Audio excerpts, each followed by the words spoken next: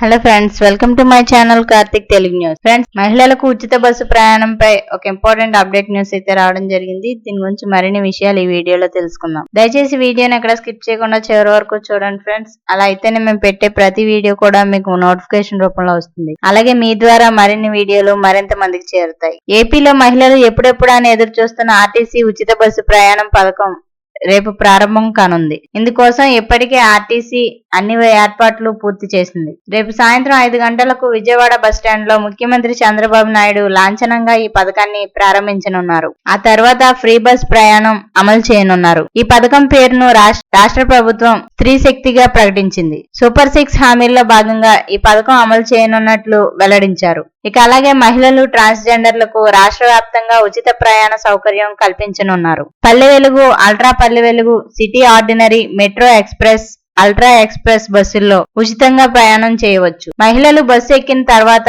వారికి 0 టికెట్ ఇస్తారు. ఈ మేరకు టికెట్ మిషన్ లో సాఫ్ట్వేర్ అప్డేట్ పూర్తయింది. టికెట్ ధర ఎంత అనే వివరాలు దానిపై ఉంటాయి.